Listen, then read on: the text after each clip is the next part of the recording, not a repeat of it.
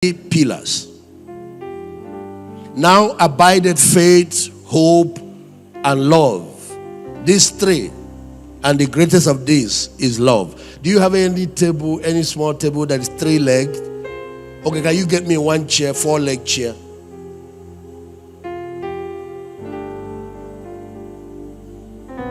Yeah.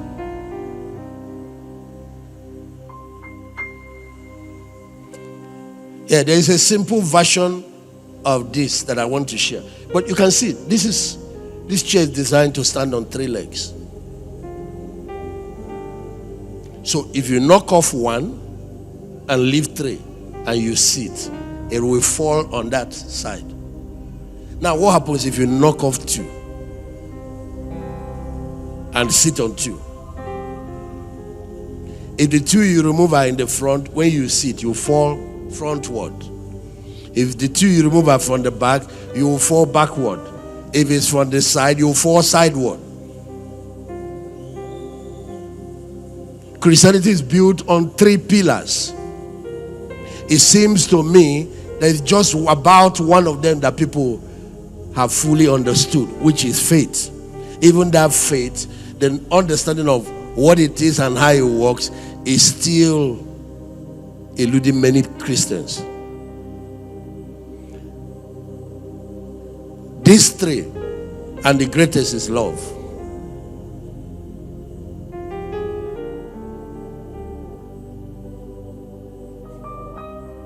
Notice the order they were listed: faith, hope, and love. It is in that order. It is listed in ascending order. The greatest of these is love. The second greatest is hope. Because hope is the one that takes care of you, not only in time, but in eternity.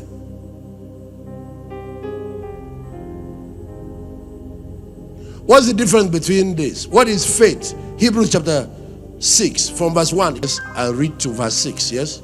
Now faith is the assurance, the confirmation, the title deed of the things we hope for, being the proof of things we do not see, and the convictions of their reality. Now he's trying to explain faith to us, and he brings hope in. He's telling you faith does not work without hope. It's like husband and wife. One cannot produce a child without the other. Faith is the substance of things hoped for, the evidence of things not seen. Go ahead. Yes. Faith perceiving as real facts what is not revealed to the senses. For by faith, trust, and holy favor born of faith, the men of old had divine testimony born to them and obtained a good report. By faith we understand that the worlds during the successive ages were framed, fashioned, put in order, and equipped for their intended purpose.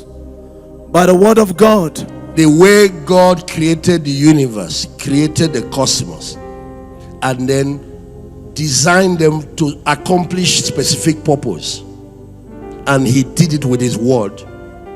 It is the same way you can put your life in order. You can create realities in your life with what you say with your mouth. Faith does not just create, it also provides direction for what he created, purpose and meaning for it.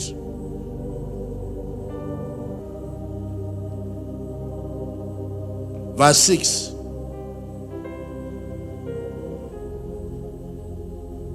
Verse 6. But without faith it is impossible to please him.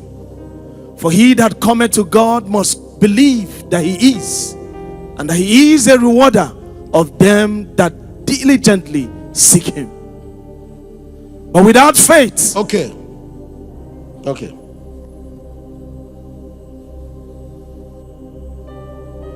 Romans chapter 5. From verse 1. We'll read maybe to verse 8.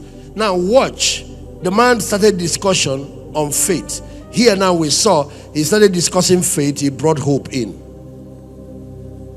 Now in Romans chapter 5, he will start discussing faith, how we are saved through faith, he will bring hope, he will bring love in. Because these are three components of your spiritual engine.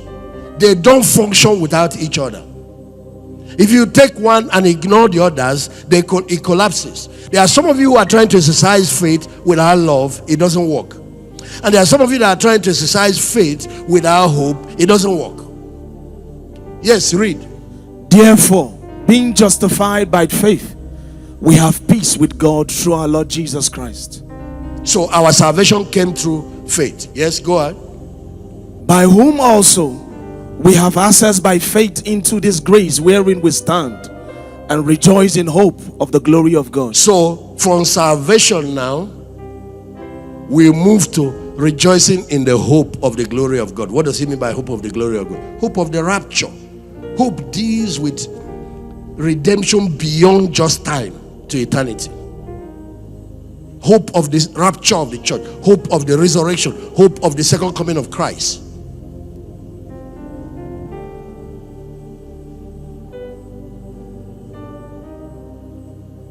Salvation was given to us in three packages. We are saved the moment we believe in Jesus Christ and receive him as our Savior. When we exercise faith in what Christ had done for us on the cross, you are saved. So just like physical birth, that's how new birth is. You can say, I was born on so date 1967. You can also say, on so date, whatever year, I gave my life to Christ. So it's a settled fact. You are saved. You're not going to be saved two times. I know that there are people who answer altar call many times, but the time comes when they have that conviction that they've received salvation.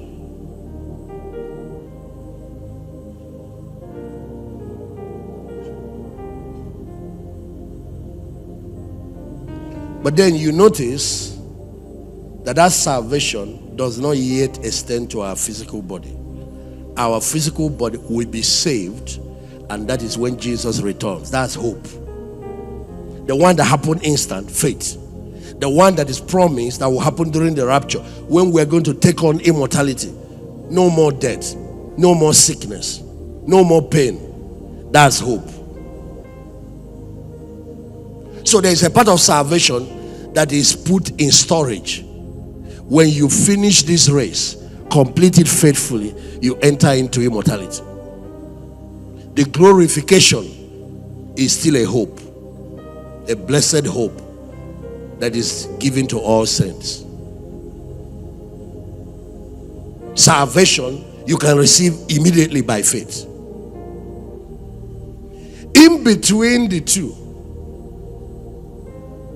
between the time you got saved and the time you will be raptured, or you will enter into immortality, there is another salvation that is an ongoing work that is happening in your life. This particular one is a process. It doesn't happen instantly. Just like when you give birth to a child, that day they give birth to you. There is another development that started from that day to today.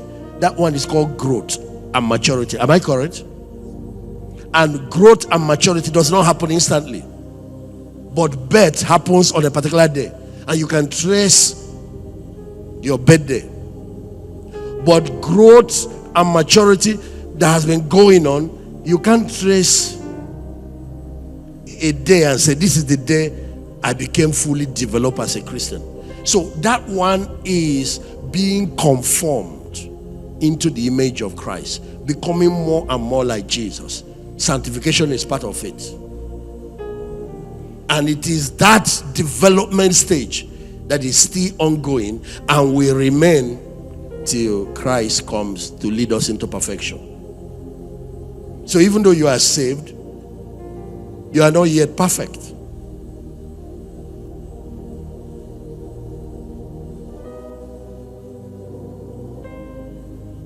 And you can see that the church was put here by God not only to bring people to Christ, but to undertake the work of their development. One of the reasons we need pastors, One of the reasons we need discipleship. One of the reasons we need all these processes.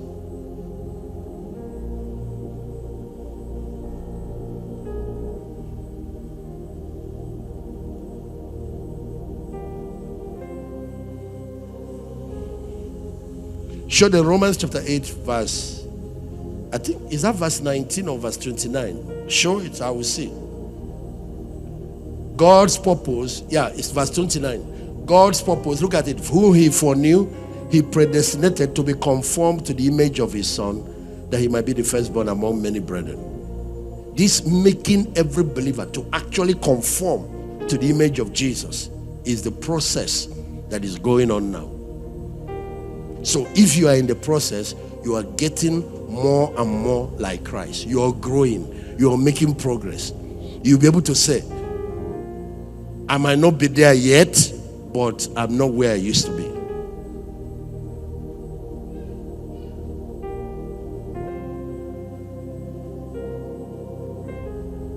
You will see your life moving in that direction. And I'm going to say something here. That is where love comes in. Walking in love. Because that nature of Christ is the nature of love. It's called the divine nature. As you get perfected in the love walk, you are more and more like Jesus. As you get perfected in the love walk, you are being more and more matured in the things of God. Faith is not enough. If you look at what I've just described, you see it's the entrance stage.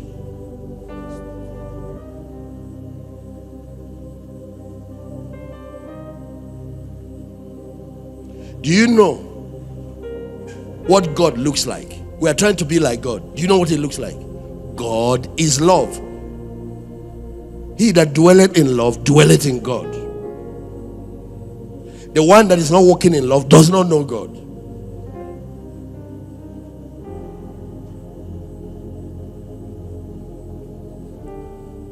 Let's come back to these three cardinal virtues. Let me give you the simpler explanation of how the three of them work together. First of all, let's tackle hope. What is hope? Let's see if we can give you 5 to 7 different meanings of that. Number 1 is your desires. Number 2, your expectations. Don't try to exercise faith till you have a clear goal or desire. Number 3, your goals. Number 4, your dreams. Number 5, your vision. Number 6, your future.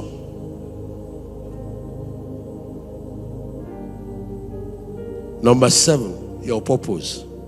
What is that thing about your life that has not come to pass yet? What is that thing that God has shown you that is still in the future? What is that thing that you carry inside you, but you have not seen it materialize yet? It hasn't come to pass yet. That's your hope.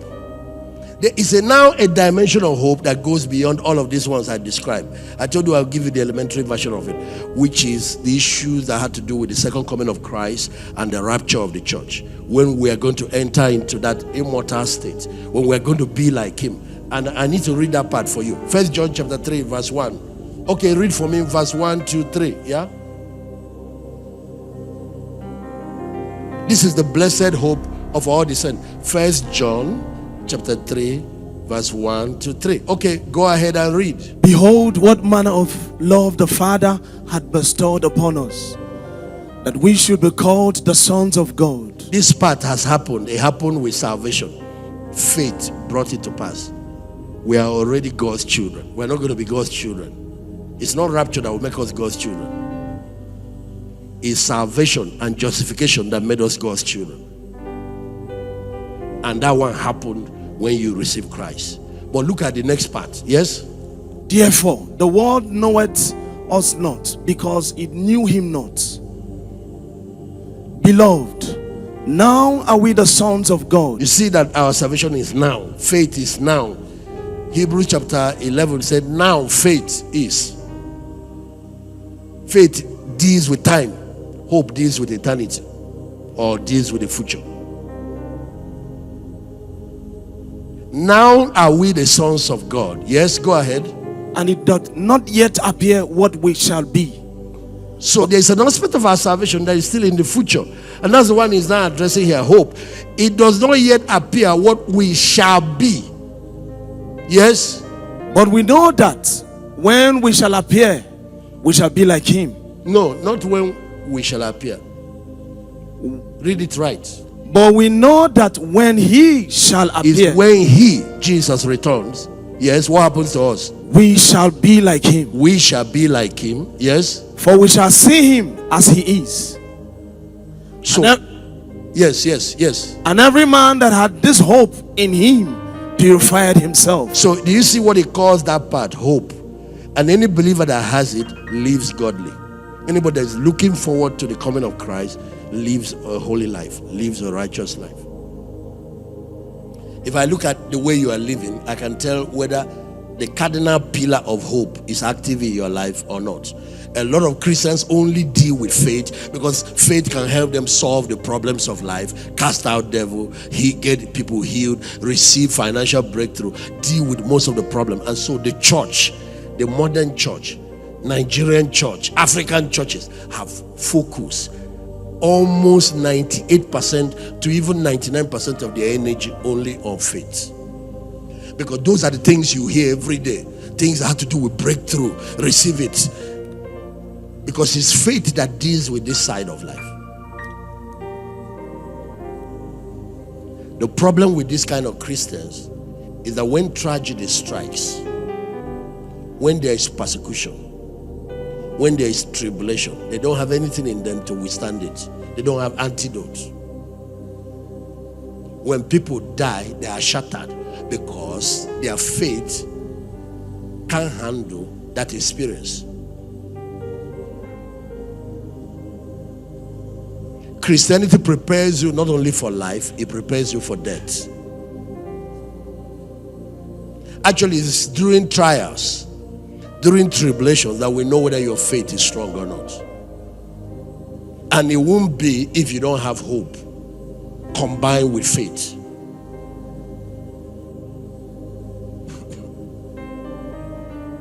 Let me give you an example.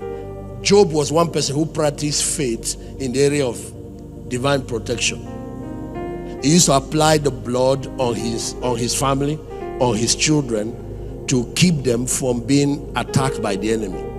But one day, Satan kind of gained permission, gained access, and he attacked those children, and the children died. What do you do when your children have died? What do you do when you lose a loved one? What do you do when you lose a child? What do you do when you lose a spouse?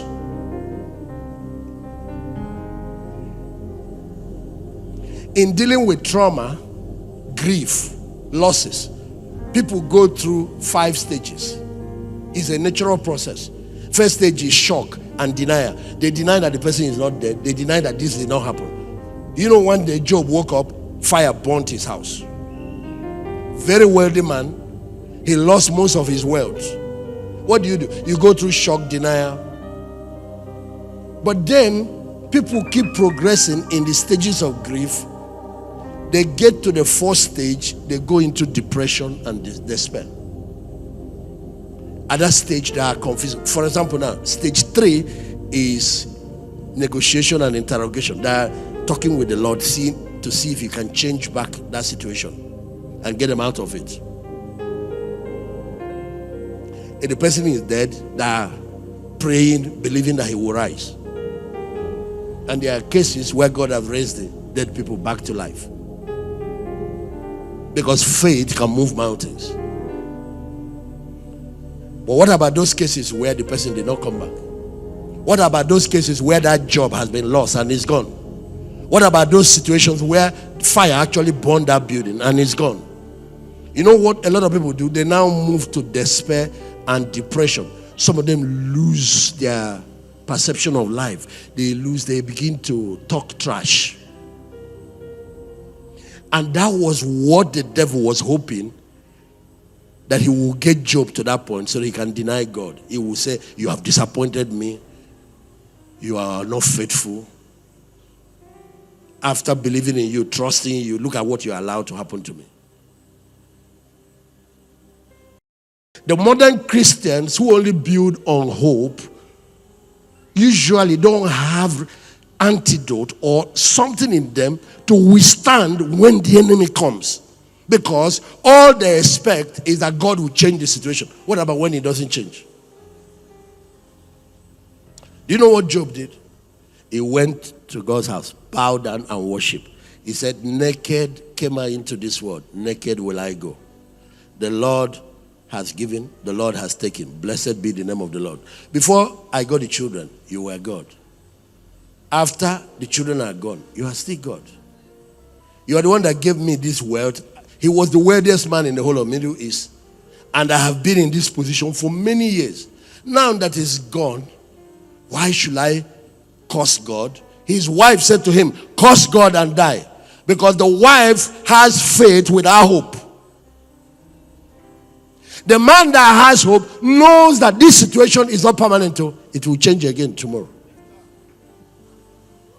The man that has hope sees beyond the end of the tunnel and knows that.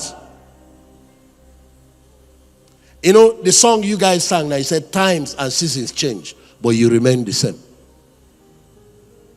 The man that has hope knows that even if it doesn't change in time, there is a better tomorrow for me in eternity.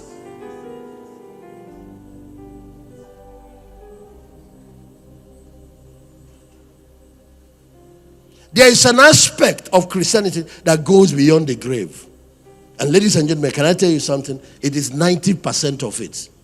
It's only 10% that we're dealing with here. Oh, I don't want to go somewhere. What we are doing here, we're living in something called time. That's why they gave us this physical body to live here. Time. We came from eternity, place in time, and when we are done here, we are returning back to eternity. And this thing we call time is just like a tiny segment of eternity, and it's deceived a lot of people. Eternity is like forever. If you start a rope here and continue till you get to the end of Africa, that's South Africa, Cape Town, past Antarctica, go around and enter other planets, enter other galaxies, and then the other man take the other rope, enter other galaxies. By the time you get to the end of the universe, you've only gotten to just a small segment of eternity. You are just starting. They came here and carved out a small place. And this so-called time is just 7,000 years old. It's 1 week they gave us in time. 1 week. 1 week. They gave us 7 days. At the end of these 7 days, they will reevaluate everything that has happened. That's what's called judgment. And move us back to eternity. We are meant to be like angels. We are meant to be like God. We are immortal beings. But they put us in a mortal state. Certain decision people are making now will put them in suffering forever when they return to eternity. Not having eternal perspective make you misbehave when you are living in time.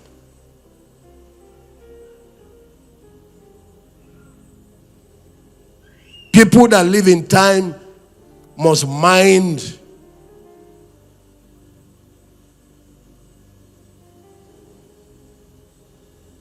those things that matter the most, and most of them are eternal in nature. All the things you have here are temporal. Your clothes, you buy the latest one, it looks so nice. How many months? You look at it, it has faded. You bring out the latest car. How many years? You look at it. And you know the companies that brought out that one, as you are already buying it, they are already designing the next one. They just wait for enough customers to access this one. They bring out the next one. Actually, some of them, they have designs ready for the next 50 years.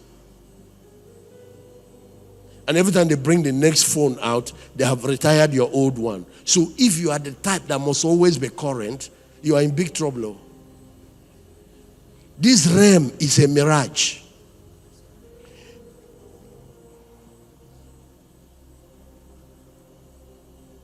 Look at money. Money is important for life here. It's like fuel. What fuel is to a car. That's what financial resource is to human life. It's just a means. It's not the end. But some people have now made money the end. Some have made it their God. They can kill for it. They can do anything for it. They throw away their life to get money. Tell me, 100 years ago, who was the richest man? Do you know? 1,000 years ago, who was the richest man? Do you know?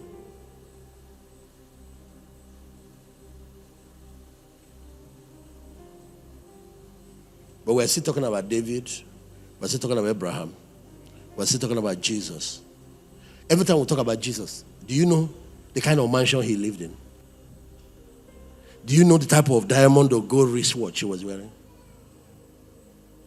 Is he Abraham? Is he Moses? Those mirage smoke are the things that confuse human beings.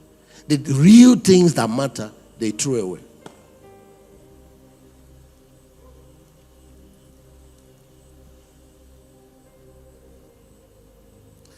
I downloaded a document about the wealthiest people have lived in America and Europe. Those people that contribute, many of them died miserable. Many of them died. Go, it's on the internet. Many of them died of overdose of drugs. Many of them died committing suicide.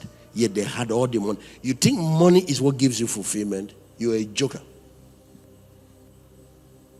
And usually, sometimes when we talk about this, those who have not had it think we are joking.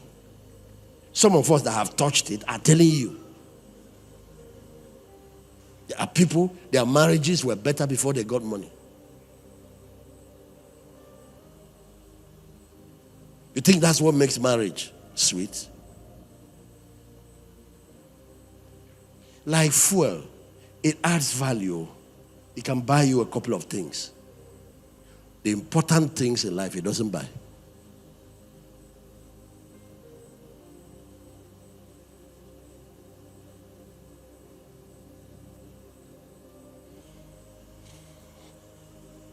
The most important things, doesn't matter. It can buy a house, it can buy love. Can get you the latest toys, all these cars. They are toys.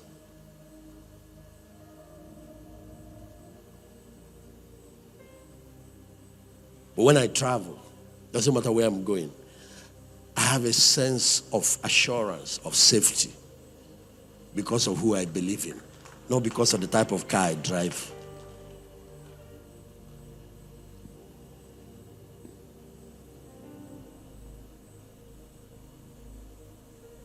I have wonderful peace in my heart. I've said it and said it again. The day I go, even though I'm gone, and I will leave this house, this one is temporal.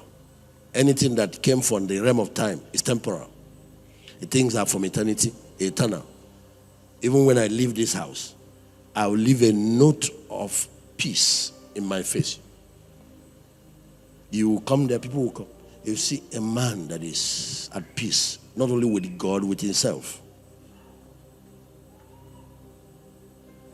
Because that's how I live now. When I sleep with peace. I don't have anything troubling me.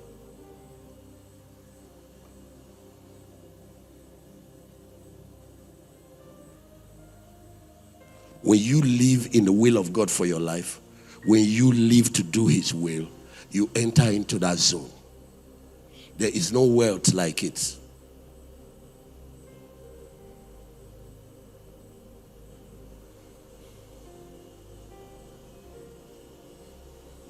Let's come back because I would also like to help you with time, problems of this life. So that's where faith is required. Okay, so what is hope? Hope within the realm of the life we're living in covers about 7 or more things, like your dreams, your desires, your expectations, your goals. Anytime you have a goal, you have hope. your vision, your purpose, your future.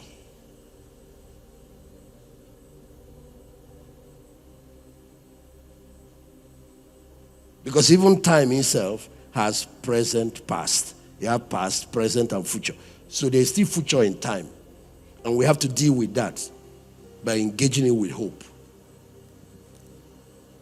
A man can live 40 days without food, 3 days without water, and can stay a couple of seconds and minutes without oxygen. But once you take hope away from a man, he expires. His life expires. They can't see a better future. They can't envision things getting better after all this. Then what you see is a downward trend that finally leads to expiration. Some people even commit suicide. I can go through a tunnel as long as I know that there will be light at the end of it. I can go through trials as long as I know that the future will be better than now. I can go through tribulation as long as I know. The Bible said at the end of the sufferings of Job, God gave him double of everything that he had. You need hope when you are going through trials. It's not just faith. Because faith will push you to think that everything must change now. Sometimes it doesn't change immediately. You need hope to go along until your faith brings the breakthrough.